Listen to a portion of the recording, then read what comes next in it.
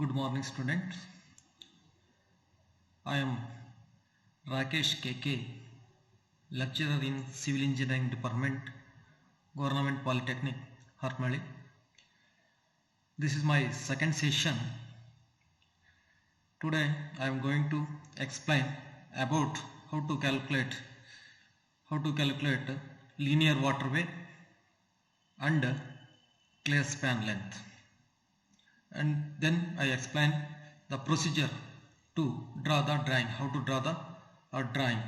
Step by step I will explain in procedure and with example.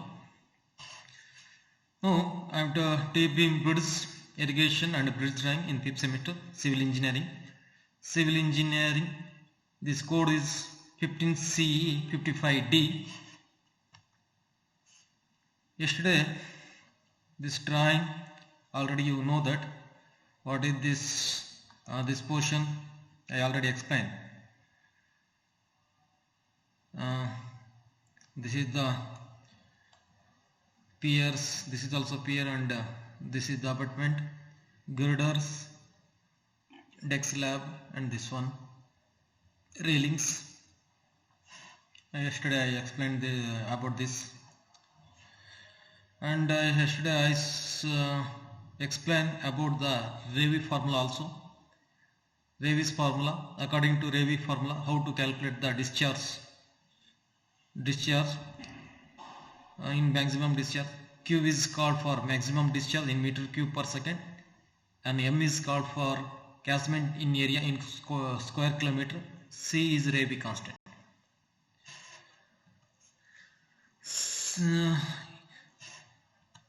See, this is the example how to calculate for linear waterway and clear span of the bridge. This is the hydraulic particulars.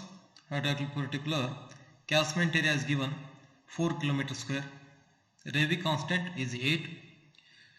Velocity flow through natural water course. In natural water course, 1.5 meter per second. 1.5 meter per second. And velocity flow under the culvert. This is natural water course 1.5. Under the culvert is 1.25 time of natural velocity. You multiple for this 1.5. 1.25 into 1.5. Then obtained by velocity under the culvert. Okay. Average width of water course.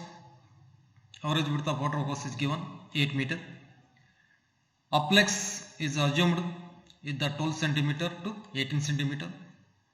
Here taken is 12 centimeter. Number of span will be 2 in this given question. Then solution, how to solve this problem. Already you know that the formula, the Ravi formula you already know. The Q is equal to C power Cm power 2/3. C is the Ravi constant, that is the question in given 8.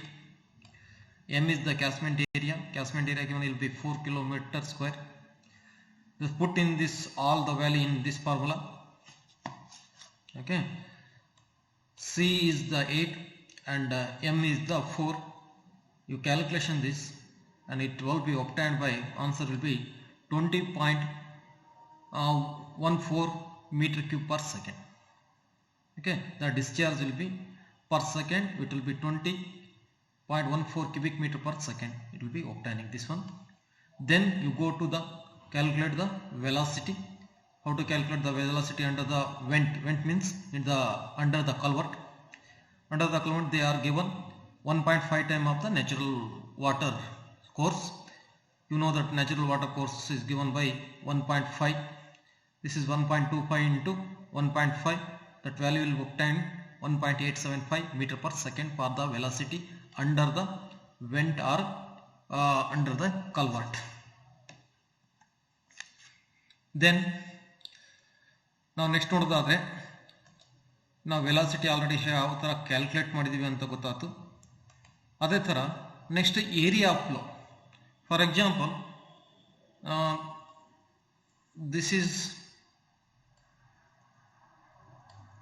this I am showing the drawing how to natural waterway. This is the portion. ನಾವು ಈ portion ನಾವೇನೋ ತೊಗೊಂಡ್ರೆ ಈ portion ನಾವು natural water course ಇಲ್ಲಿ velocity ಎಷ್ಟಿರುತ್ತೆ ಅಂದರೆ ನಾವು 1.5 ಟೈಮ್ 5 ಇರುತ್ತೆ.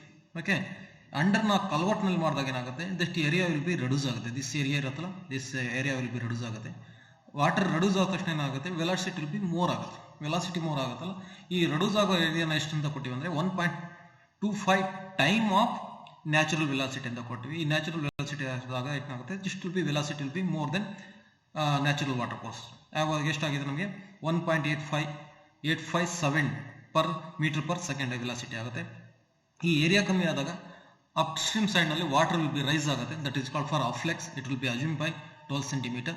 ಅದಾದಮೇಲೆ ಈ ಜಾಗದಲ್ಲಿ ಏರಿಯಾ ಆಫ್ ಫ್ಲೋ ಎಷ್ಟಾಗ್ತಾ ಇದೆ ಅಂತ ನಾವು ದಿಸ್ ಪೋರ್ಷನಲ್ಲಿ ಎಷ್ಟು area of flow of water ಆಗ್ತಿದೆ ಅಂತ ಕ್ಯಾಲ್ಕುಲೇಟ್ ಮಾಡೋಕೆ ಏನು ಮಾಡ್ತೀವಿ ನಾವು, you know that the continuity equation or equation this discharge ಇರೋದು ಹೆಂಗಿದೆ ಅಂದರೆ Q is equal to actually Q is equal to A into V ಅಂತ.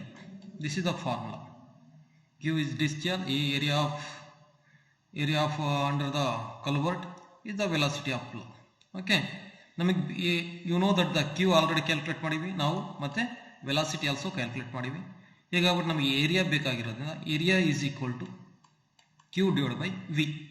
ಕ್ಯೂ ಈಸ್ ಈಕ್ವಲ್ ಟು ಎಷ್ಟು ಬಂದಿದೆ ಅಂದರೆ ನಮಗೆ 20.14 and V is equal to ವೇರಿಯಾ ವೆಂಟ್ ಹತ್ರ 1.857 ಬಂದಿದೆ. ಈ ಎರಡನ್ನು ಕ್ಯಾಲ್ಕುಲೇಟ್ ಮಾಡಿದರೆ ಏರಿಯಾ ಎಷ್ಟು ಬರ್ತಾ ಇದೆ ಅಂದರೆ it will be 10.74 meter square ಬರ್ತಾ ಇದೆ. ಓಕೆ, 10.74 ಮೀಟರ್ ಸ್ಕ್ವೇರ್ ಬರುತ್ತೆ area under this vent. Water flow ಆಗ್ತಾ ಇರೋದು ಏರಿಯಾನಲ್ಲಿ ಇಷ್ಟು ಫ್ಲೋ ಆಗ್ತದೆ ಅಂತ. ಓಕೆ, ನಮಗೆ ಇದರ ಡೆಪ್ತ್ ಆಫ್ ಫ್ಲೋ ಕ್ಯಾಲ್ಕುಲೇಟ್ ಮಾಡಬೇಕಂದ್ರೆ ಏನು ಮಾಡ್ತೀವಿ ಅಂದರೆ highest flood level minus bed level ಮಾಡಿದ್ರೆ ಸಿಗುತ್ತೆ. ಹೈಯೆಸ್ಟ್ ಫ್ಲಡ್ ಲೆವೆಲ್ ಎಷ್ಟು ಮ್ಯಾಕ್ಸಿಮಮ್ ವಾಟರ್ ಫ್ಲೋ ಆಗುತ್ತೋ ಮತ್ತು ಮೈನಸ್ ಬೈ ಬೆಡ್ ಲೆವೆಲ್ ಮಾಡಿದ್ರೆ ನಮಗೆ ಏನಾಗುತ್ತೆ, ಡೆಪ್ತ್ ಆಫ್ ವಾಟರ್ ಫ್ಲೋ ಆಗುತ್ತೆ. ಫಾರ್ ಎಕ್ಸಾಂಪಲ್ ನಾವು ತೊಗೊಂಡಿರೋದು ಇಲ್ಲಿ ಆರ್ ಅವ್ರು ಗಿವನ್ ಕ್ವಶನ್ ಅಲ್ಲಿ ಕೊಟ್ಟಿಲ್ಲ, ಬಟ್ ಇದು ಹ್ಯಾಸ್ ಪರ್ ಡ್ರಾಯಿಂಗ್ ನಾವು ತೊಗೊಂಡು ನೋಡೋದಾದ್ರೆ 102.00 is the highest flood level. Is bed level will B 100 ಕೊಟ್ಟಿದ್ದಾನೆ. ಈ ಎರಡನ್ನು ಮೈನಸ್ ಮಾಡಿದ್ರೆ ಇಟ್ ವಿಲ್ ಬಿ 2 ಮೀಟರ್ ಬರುತ್ತೆ ಏನೋ. Okay, this is the 2 metre ಬರುತ್ತೆ. Then actual depth of flow. Actual depth ಎಷ್ಟಿರುತ್ತೆ ಇಲ್ಲಿ, ಆಕ್ಚುಯಲ್ ಡೆಪ್ತ್ ಈಗ ಅಂದರೆ ದಿಸ್ ಇಸ್ ದ ನ್ಯಾಚುರಲ್ ವಾಟರ್ನಲ್ಲಿ ಆಕ್ಚುಯಲ್ ಡೆಪ್ತ್ ಎಷ್ಟಿರುತ್ತೆ ಅನ್ನೋದು. ದಿಸ್ ಇಸ್ ದ ಇಲ್ಲಿ ನಾವು ರೆಡ್ಯೂಸ್ ಮಾಡಿದಾಗ ಇಟ್ ವಿಲ್ ಬಿ ಇನ್ಕ್ರೀಸ್ ಆಗುತ್ತೆ. ಆಕ್ಚುಯಲ್ ಡೆಪ್ತ್ ಆಫ್ ಫ್ಲೋ ಮಾಡಿದಾಗ ಏನು ಮಾಡ್ತೀವಿ ಅಂದರೆ actual depth of flow is equal to ಆ 2 ಏನು ಬಂದಿರುತ್ತೋ ಅದರಲ್ಲಿ ಮೈನಸ್ ಆಫ್ ಅಫ್ಲೆಕ್ಷನ್ ಮಾಡಿದ್ರೆ ನಮಗೆ ಏನು ಸಿಗುತ್ತೆ, it will be actual depth of water flow ಆಗುತ್ತೆ. This is the actual depth of flow. Okay, this actual depth of flow ಎಷ್ಟು ಬಂದಿದೆ, it will be 2 metre minus 0.12 minus ಮಾಡಿದಾಗ ಇಟ್ ವಿಲ್ ಬಿ 1.88 ಮೀಟರ್ ಬರ್ತಾ ಇದೆ. Okay, this is the actual depth of the flow. Okay, ಏನೇನು ಮಾಡಿದ್ವಿ ನಾವು ಇಲ್ಲಿ, ನಾವು ಏರಿಯಾನ ಫೈಂಡ್ ಔಟ್ ಮಾಡ್ಕೊಂಡಿವಿ. ಓಕೆ, ಫಸ್ಟ್ನಲ್ಲಿ ನಾವು Q find out ಮಾಡ್ಕೊಂಡಿವಿ. That is the Ryves formula use ಮಾಡ್ಕೊಂಡ್ಬಿಟ್ಟು ನೆಕ್ಸ್ಟ್ ವೆಲಾಸಿಟಿನ 1.25 time of the natural velocity ಮಾಡ್ಕೊಂಡು ಫೈಂಡ್ ಔಟ್ ಮಾಡ್ಕೊಂಡ್ವಿ. ಅದಾದಮೇಲೆ ಈ ಎರಡನ್ನು ನಾವು ಕ್ಯಾಲ್ಕುಲೇಟ್ ಮಾಡಿದಾಗ ನಮಗೆ ಇಲ್ಲಿ ಏರಿಯಾ ಸಿಕ್ತು. ಏರಿಯಾ ಆದಮೇಲೆ ನೆಕ್ಸ್ಟ್ ಏನು ಮಾಡ್ತೀವಿ ನಾವು, ಏರಿಯಾ ಫ್ಲೋ ಆದಮೇಲೆ ನೆಕ್ಸ್ಟ್ ಡೆಪ್ತ್ ಆಫ್ ಫ್ಲೋ ಸಿಕ್ತು. Depth of flow find out ಮಾಡಬೇಕಂದ್ರೆ highest flood level minus bed level ಮಾಡಬೇಕು. ಆವಾಗ ನಮಗೆ ಏರಿಯಾ ಇದು ಸಿಗುತ್ತೆ depth of flow.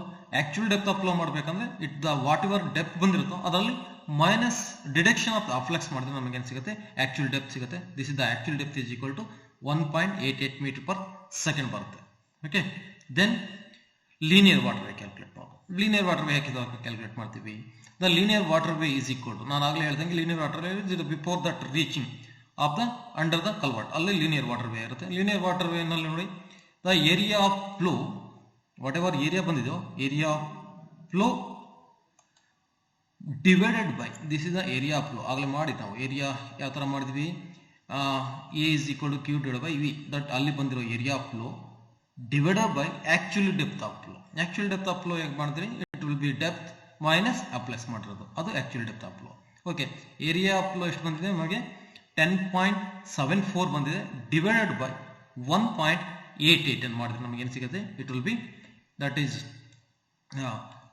Linear water way ಸಿಗುತ್ತೆ. This is the linear water way of the ನಮಗೆ ಲೀನಿಯರ್ ವಾಟರ್ ವೇ ಕ್ಯಾಲ್ಕುಲೇಟ್ ಮಾಡ್ಕೊಂಡ್ವಿ. ಇನ್ನು ಲೀನಿಯರ್ ವಾಟರ್ ವೇ ಕೊಟ್ಟಾದ್ಮೇಲೆ ನಮಗೆ 2 ಸ್ಪ್ಯಾನ್ ಕೊಟ್ಟಿರೋದ್ರಿಂದ ನಾವು ಈಚ್ ಸ್ಪ್ಯಾನಿಗೆ ಎಷ್ಟು ಮೀಟರ್ ಬರುತ್ತೆ ಅನ್ನೋದನ್ನು ಕ್ಯಾಲ್ಕುಲೇಟ್ ಮಾಡಬೇಕು. For example this is 1 span ಆದರೆ, ಇದು 1 ಸ್ಪ್ಯಾನ್ ಆದರೆ, this is 1 span, this is the another span. Okay, ಏನದಪ್ಪ ಇಲ್ಲಿಂದ ಇಲ್ಲಿವರೆಗೆ, this is clear span, this is L. Okay, this also L. ನಾವು 2 ಸ್ಪ್ಯಾನ್ ಕೊಟ್ಟಿರೋದ್ರಿಂದ ನಮಗೆ ಇಲ್ಲಿಂದ ನಮಗೆ ಇಲ್ಲಿವರೆಗೂ ಲೀನಿಯರ್ ವಾಟರ್ ವೇ ಸಿಕ್ಕಿದೆ. ಓಕೆ, ಹೀಗಾಗ್ಬಿಟ್ಟು ನಾವೇನು ಮಾಡ್ತೀವಿ, ನಮಗೆ ಈ ಈಚ್ ಸ್ಪ್ಯಾನಿಗೆ ಎಷ್ಟಾಗುತ್ತೆ ಅನ್ನೋದನ್ನು ಕ್ಯಾಲ್ಕುಲೇಟ್ ಮಾಡಬೇಕು. ಈಚ್ ಸ್ಪ್ಯಾನಿಗೆ ಕ್ಯಾಲ್ಕುಲೇಟ್ ಮಾಡೋಕ್ಕೆ ಹೆಂಗೆ ಮಾಡ್ತೀವಿ ನಾವು, ನಂಬರ್ ಆಫ್ ಸ್ಪ್ಯಾನ್ ಎಷ್ಟು ಕೊಟ್ಟಿದ್ದಾನೆ, 2 ಕೊಟ್ಟಿದ್ದಾನೆ. Already given in question that is number of span will be 2. Okay, then span is equal to linear water way divide by number of span, then it will obtained by each span length. Okay, then the linear water way already is obtaining here 5.71, then number of span is given 2, then divided by that one 2.85 is approximately 3 meter. It says the 3 meter. ನಾವು 3 meter ಅಂತ ತಗೋಬಹುದು. Okay, exactly ನಾವು 2.85456 ಮಾಡೋಕ್ಕಾಗಲ್ಲ. ಹೀಗಾಗ್ಬಿಟ್ಟು ಏನು ಮಾಡ್ತೀವಿ ನಾವು, it next digit you go for the next digit ನಾವು 3 meter ನಾವು ಸೆಟ್ ಮಾಡ್ಕೊತೀವಿ. Each span is 3 meter. ಈ ಒಂದೊಂದು ಸ್ಪ್ಯಾನು ಮತ್ತೆ 3 meter ಆಗಿರುತ್ತೆ ಅಂತ. ಈಚ್ ಸ್ಪ್ಯಾನ್ ಯು ಕನ್ ಟೇಕ್ ದಟ್ ವ್ಯಾಲ್ಯೂ 3 meter ತಗೋಬೇಕು. ಇದು ಆದಮೇಲೆ ಯು ಸ್ಟಾರ್ಟ್ ದ ಡ್ರಾಯಿಂಗ್. ಯಾವ ಥರ ಮಾಡಬೇಕು, ನಾವು ಲೀನಿಯರ್ ವಾಟರ್ ವೇ ಕ್ಯಾಲ್ಕುಲೇಟ್ ಆದಮೇಲೆ it will be go for that next drawing procedure. ಹೇಗೆ ಮಾಡಬೇಕು ಡ್ರಾಯಿಂಗನ್ನು, ಯಾವ ಥರ, what is the procedure, how to draw the drawing, elevation ಹೇಗೆ ಮಾಡಬೇಕು, ಕ್ರಾಸ್ ಸೆಕ್ಷನ್ ಯಾವ ಥರ ಮಾಡಬೇಕು, ಆಪ್ಲಾನ್ ಬಾಟಮ್ ಹೇಗೆ ಮಾಡಬೇಕು, ಆಪ್ಲಾನ್ ಟಾಪ್ ಯಾವ ಥರ ಮಾಡಬೇಕು ಅನ್ನೋದು ನೆಕ್ಸ್ಟ್ ನಾವು ಪ್ರೊಸೀಜರಲ್ಲಿ ತಿಳ್ಕೊಬೇಕಾಗುತ್ತೆ. Okay, the important point of following during drawing, ನಾವು ಏನು ಮಾಡಬೇಕು ಅನ್ನೋದು ಇಲ್ಲಿ ಪಾಯಿಂಟ್ ಇದೆ. ಓಕೆ, ದ ಪ್ರೊಸೀಜರ್ ಹೇಗೆ ಡ್ರಾ ಮಾಡಬೇಕು ಡ್ರಾಯಿಂಗ್ ಅನ್ನೋದು. First draw the horizontal line. Okay, draw the horizontal line at given RL. ಯಾವ್ದಾದ್ರು ಡ್ರಾ ದ ಹಾರಿಜೆಂಟಲ್ ಲೈನ್ ಅಂದಾಗ ಇಲ್ಲಿ ಗಿವನ್ RL ಕೊಟ್ಟಿದ್ದೆ, RL at road formation level ಅನ್ನೋದು. This is the road formation level, RFL, road formation ಲೆವೆಲ್ನಲ್ಲಿ horizontal line ಹಾಕಬೇಕು. Next highest flood ಲೆವೆಲ್ನಲ್ಲಿ horizontal line ಹಾಕೋಬೇಕು. Next bed ಲೆವೆಲ್ನಲ್ಲಿ ಹಾರಿಜೆಂಟಲ್ ಲೈನ್ ಹಾಕಬೇಕು. ನೆಕ್ಸ್ಟ್ ಹಾರ್ಡ್ ರಾಕ್ ಲೆವೆಲ್ನಲ್ಲಿ ಹಾರಿಜೆಂಟಲ್ ಲೈನ್ ಹಾಕಬೇಕು. ಇದು ಯಾವ ಥರ ಬರುತ್ತೆ ಅನ್ನೋದು ನಿಮ್ಗೆ ಇನ್ನೊಂದು ಇದರಲ್ಲಿ ತೋರಿಸ್ತೀನಿ. ದಿಸ್ ಇಸ್ ದ ಡೆಮೋ ನಾವು ಮಾಡಿವಿ. Okay, this demo I will show you how to work this one ಅನ್ನೋದಕ್ಕೆ.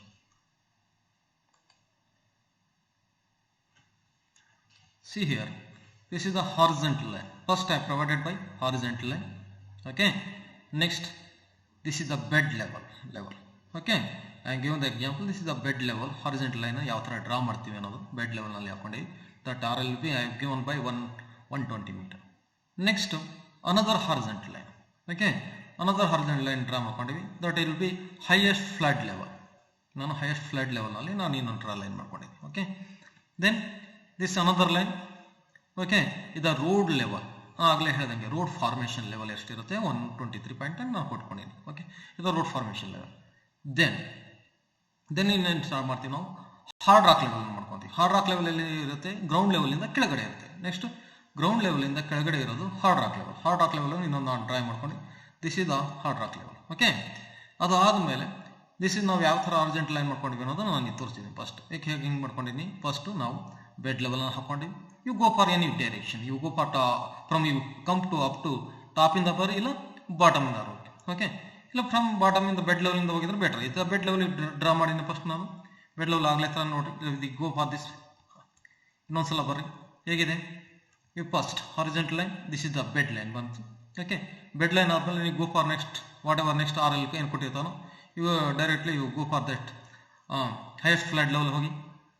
ಹೈಯೆಸ್ಟ್ ಫ್ಲಡ್ ಲೆವೆಲ್ ಆದಮೇಲೆ ನೆಕ್ಸ್ಟ್ ರೋಡ್ ಫಾರ್ಮೇಷನ್ ಲೆವೆಲ್ ಹೋಗಿ. ರೋಡ್ ಫಾರ್ಮೇಷನ್ ಲೆವೆಲ್ ಆದಮೇಲೆ ನೆಕ್ಸ್ಟ್ ಹಾರ್ಡ್ ರಾಕ್ ಲೆವೆಲ್ಗೆ ಬರ್ರಿ. This is the foundation level. ಇದು hard rock ಲೆವೆಲ್ಗೆ ಹೋಗ್ಬೋದು. ಈ ಥರ ನಾವು ಡ್ರಾ ಮಾಡ್ಕೋಬೋದು. ನೆಕ್ಸ್ಟ್ ನಾವು ಪ್ರೊಸೀಜರ್ ನೋಡೋದಾದರೆ you see that next procedure.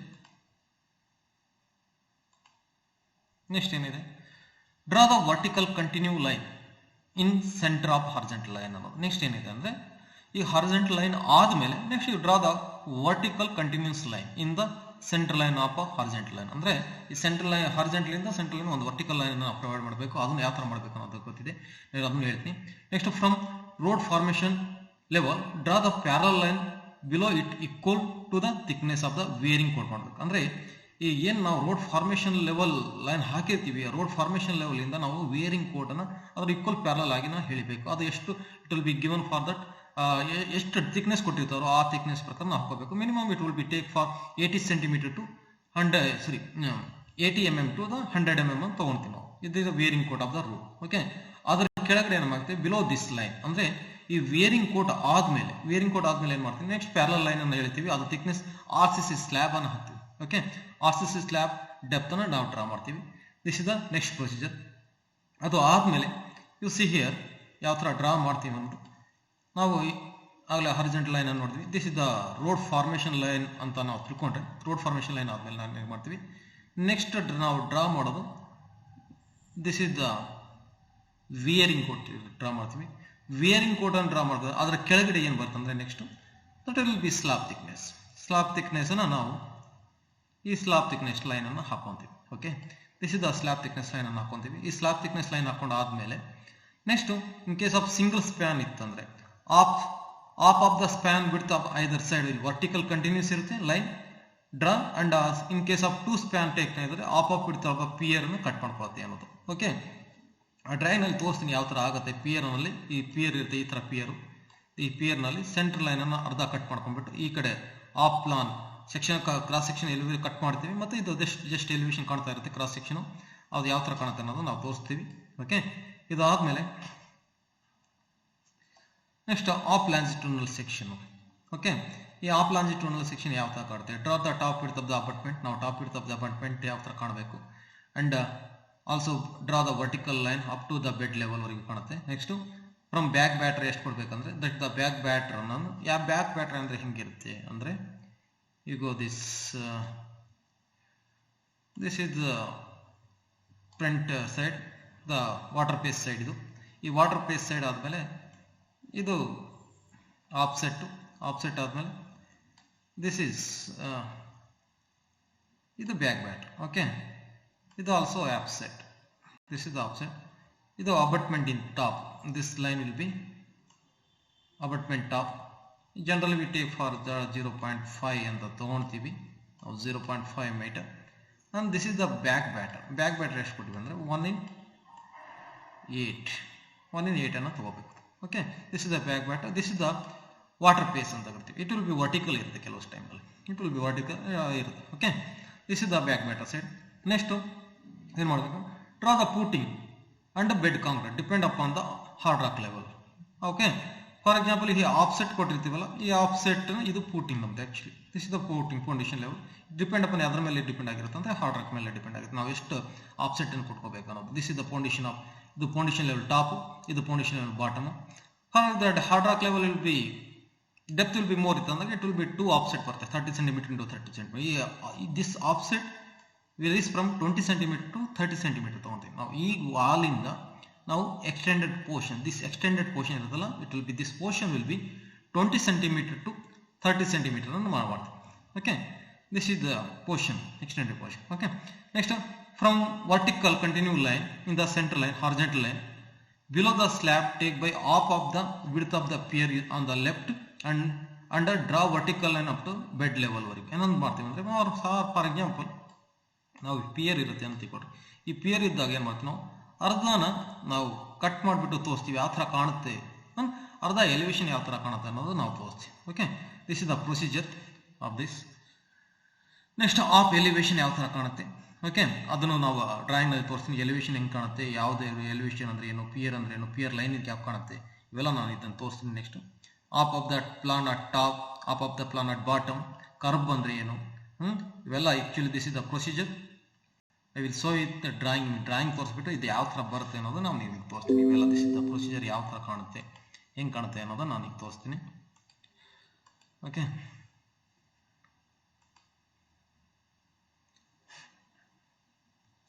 ಆಗಲೇ ನೋಡ್ದಂಗೆ that is the horizontal line, bed level, next hard rock level, next you draw that road formation level. You go to the bed top level. ಇದು bed top level ಮಾಡ್ಕೋಬಹುದು.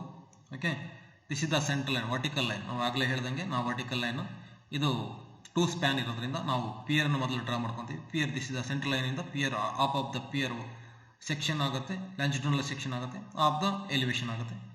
Here this is the of of this and of of this. Okay, this is the pier it will be 0.75 ಇರ್ತಿದೆ. This is the foundation. Okay, this line, this portion is called for foundation. ನಾವು ಈ portion ಬಂದ್ಬಿಟ್ಟು ನಾವು foundation ತೋರಿಸ್ತೀವಿ. Okay, foundation ಇಲ್ಲಿ offset ನಾನು ಆಗಲೇ ಹೇಳ್ದಂಗೆ ಆಫ್ಸೆಟ್ ವಿಲ್ ಬಿ 0.3 ತೊಗೊಂಡಿವಿ. It will be 20 centimetre to 30 centimetre ಅಂತ ಈ ಆಫ್ಸೆಟ್ ಅನ್ನು ನಾವು ತೋರಿಸಿವಿ. Okay, and this will be this width of the pier will be 0.75 ತೊಗೊಂಡಿವಿ. Okay, then this is the 4 metre clear span. ನಾವು ಆಗಲೇ ಕ್ಯಾಲ್ಕುಲೇಷನ್ ಮಾಡೋದ್ರಲ್ಲಿ 3 ಮೀಟರ್ ಅಂತ ಬಂದಿತ್ತು. ನಾನು ಎಕ್ಸಾಂಪಲ್ ತೊಗೊಂಡಿದ್ದು 4 ಮೀಟರ್, ಇದು 4 ಮೀಟರ್ ಬಂದಿದೆ. ಇದು any take the any example. ನೀವು 3 ಮೀಟರ್ ಅಂದರೆ ಹ್ಯಾಸ್ ವಿಲ್ 3 ಮೀಟರ್ ಬಿಡಿಸಿದ್ರೆ ಸಾಕಾಗುತ್ತೆ. Okay, this is the 3 meter ನಾವು ತೊಗೋಬೋದು. ಇಲ್ಲಿಂದ ನಾವು ಇಲ್ಲಿವರೆಗೂ 3 ಮೀಟರ್ ತೊಗೋಬೋದು. Okay, this is the clear span. ಅದಾದಮೇಲೆ ಈ ಕಡೆ 2 ಸ್ಪ್ಯಾನ್ ಇರೋದ್ರಿಂದ ನಾವು ಈ ಕಡೆನೂ ಸ್ಪ್ಯಾನ್ ತೊಗೊಂಡು this is also 4 metre, thus clear span. This is the abutment line. ಇದು ನಾವು ನೆಕ್ಸ್ಟ್ ಡ್ರಾ ಮಾಡ್ತಾ ಇರೋದು ಅಬಟ್ಮೆಂಟ್ ಲೈನು, ಯಾವ ಥರ ಡ್ರಾ ಮಾಡ್ತೀವಿ ಅನ್ನೋದು. Okay, this is the abutment line. This is the top of width of the abutment. This is top width of the abutment ಇರುತ್ತೆ. Okay, ಈ ಟಾಪ್ ವಿಡ್ತ್ ಆಲ್ರೆಡಿ ಗಿವನ್ 0.9. ಅವ್ರು given ಕ್ವಶನಲ್ಲಿ 0.9 ಕೊಟ್ಟಿರ್ತಾರೆ. ಅದು ಆದಮೇಲೆ ನಾವು ಬಾಟಮ್ ವಿಡ್ತನ್ನು ಕ್ಯಾಲ್ಕುಲೇಷನ್ ಮಾಡ್ಕೋಬಹುದು. ಇಲ್ಲಾಂದರೆ ಬ್ಯಾಕ್ ಬ್ಯಾಟ್ರನ್ನು ತೊಗೊಂಡ್ಬಿಟ್ಟು ನಾವು ಕ್ಯಾಲ್ಕುಲೇಷನ್ ಮಾಡ್ಕೋಬೇಕು. ಇದು ಬ್ಯಾಕ್ ಬ್ಯಾಟ್ರು. ಈ ಬ್ಯಾಕ್ ಬ್ಯಾಟ್ರ್ ಆಲ್ರೆಡಿ ಕೊಟ್ಟು ನಾವು ಆಗಲಿ ತೋರಿಸ್ದಂಗೆ ಬ್ಯಾಕ್ ಬ್ಯಾಟ್ರ್ ಎಷ್ಟು ಕೊಟ್ಟಿದ್ರು, 1/8 ಕೊಟ್ಟಿದ್ರು. ಈ 1/8 ಕೊಟ್ಟಾಗ ನಮಗೆ ಬಾಟಮ್ ಎಷ್ಟು ಸಿಗುತ್ತೆ, ಬಾಟಮ್ ನಮಗೆ ಇದು ಸಿಗುತ್ತೆ. ಓಕೆ, ದೆನ್ ಇದು foundation top level. This portion ಇದೆಲ್ಲ ಇದು foundation top level. This is the foundation bottom level. ಅದೇ ಥರ ಈ ಕಡೆನೂ ಅಬಟ್ಮೆಂಟನ್ನು ಡ್ರಾ ಮಾಡ್ತಾ ಇದ್ದೀವಿ. ಈ ಕ್ಯಾಲ್ಕುಲೇಷನ್ ಮಾಡಿದೀವಿ 1.4 ಬರ್ತಾ ಇದೆ. ಓಕೆ, ಟಾಪ್ ವಿಲ್ ಬಿ 0.9 ಇದೆ. Okay, this is the slab. Sorry, this is the ಸ್ಲ್ಯಾಬನ್ನು ತೊಗೊಳ್ತೀವಿ. ಓಕೆ, ಈ ಸ್ಲ್ಯಾಬ್ ತೊಗೊಂಡಾಗ ಇದು ಯಾವ ಥರ ಬರುತ್ತೆ ಅನ್ನೋದನ್ನು ನಾವು ತೋರಿಸಿದ್ದೀವಿ. ರಿಇನ್ಫೋರ್ಸ್ಮೆಂಟ್ ಸ್ಟೀಲ್ ಯಾವ ಥರ ಕಾಣುತ್ತೆ, ಯಾವ ಥರ ಒಳಗೆ ಬರುತ್ತೆ ಅನ್ನೋದು. Okay, then this is the bed level. Bed ಲೆವೆಲ್ನಲ್ಲಿ ನಾವು ಸ್ಟೋನ್ ಪಿಚಿಂಗ್ ಯಾವ ಥರ ಮಾಡ್ತೀವಿ ಅನ್ನೋದು ಕಾಣುತ್ತೆ. Okay, this is the wing wall. ಈ ವಿಂಗ್ ವಾಲ್ ಡೈರೆಕ್ಷನ್ ಅನ್ನು ತೋರಿಸಿದ ನಾನು. ಈ portion that will be wing wall direction.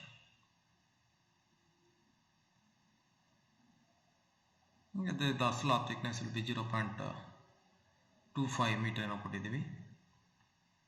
This is the bed of concrete 0.5 metre of thick. ಇದು ಬೆಡ್ ಕಾಂಕ್ರೀಟ್ ಇದೆಲ್ಲ. This portion will be bed concrete 0.5 meter thick.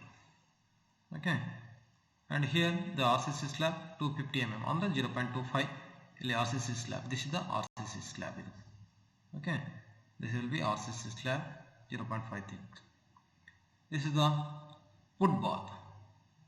ಈ put bath ಅನ್ನು ನಾವು ತೋರಿಸಿದ್ದೀವಿ. put bath will be 300 mm thick ಇದೆ. okay, next weathering course 150 mm thick ಅಂತ ತೋರಿಸಿ. ಆ weathering course or wearing course ಅಂತ ಕರಿತೀವಿ. ಇದನ್ನು wearing course will be 150 mm thick ಅನ್ನು ತೊಗೊಂಡಿವಿ.